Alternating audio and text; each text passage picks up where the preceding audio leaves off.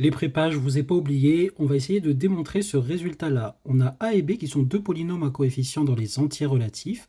B est un polynôme unitaire. Il s'agit de montrer que les polynômes Q et R qui apparaissent dans la division euclidienne de A par B sont aussi des polynômes à coefficients dans Z.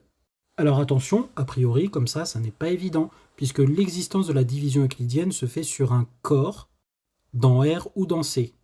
Donc avec simplement l'énoncé de cours de l'existence du quotient et du reste dans la division euclidienne de A par B, on sait simplement que Q et R appartiennent à R crochet X ou C crochet X. Ou à la rigueur Q crochet X. Donc on précise que ces quatre polynômes sont reliés par cette relation. Écartons tout d'abord un cas trivial, c'est que si le degré de B est strictement plus grand que le degré de A, alors dans cette division euclidienne, Q est égal à 0 et R est égal à A. Et donc bien sûr, Q et R sont bien à coefficient dans Z. Donc ici, on se concentre simplement sur le cas où le degré de B est inférieur ou égal au degré de A. Et on va faire ça par récurrence sur le degré de A.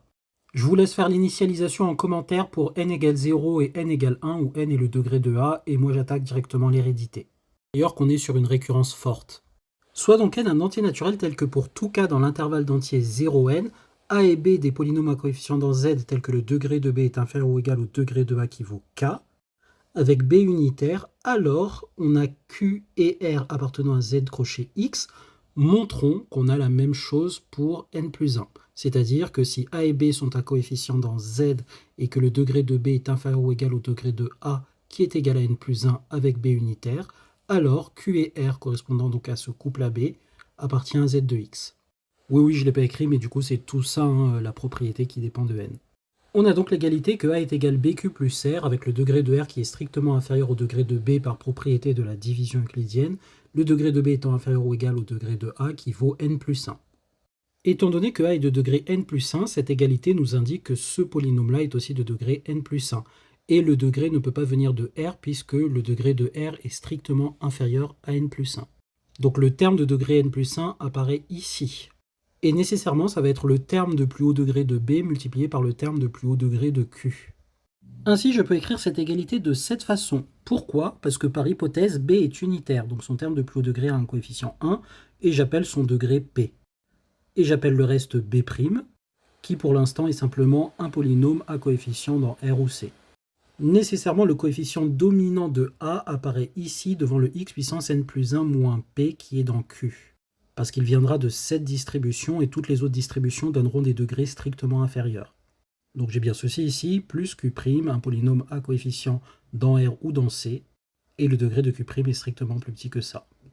Je pose donc le polynôme A' est égal à tout ceci, et j'ai la relation que A' est égal BQ' plus R, puisque B multiplié par tout ceci, c'est la distribution de ça à ce monôme-là, et donc il me reste B fois Q' plus R pour que ça fasse A, et donc j'ai bien cette égalité-là. Première possibilité, le degré de B est strictement plus grand que le degré de A', et dans ce cas-là, on revient au cas d'avant la récurrence, et on aura alors que Q' et R auront des coefficients dans Z. On montrera après en quoi ça nous permet de conclure. Deuxième scénario, le degré de B est inférieur ou égal au degré de A'. On précise d'ailleurs que A' n'est pas de degré n plus 1, il est de degré strictement inférieur à n plus 1, puisque j'ai enlevé le monôme dominant. Et donc dans ce cas, je peux appliquer l'hypothèse de récurrence sur le degré de A', puisqu'on était dans une récurrence forte, et donc on avait l'hypothèse pour tout cas de 0 à n. Vu qu'on est de degré strictement inférieur à n-1, on est bien là-dedans en degré. Et donc j'ai que Q' et R sont à coefficient dans Z, mais vu que Q s'écrit de cette façon et qu'on sait que ce bonhomme-là est aussi dans Z, puisque A est dans Z de X, alors nécessairement, si Q' est dans Z crochet X, Q aussi. Donc quels que soient les scénarios, on a bien montré que Q et R sont dans Z crochet X. C'est QFD.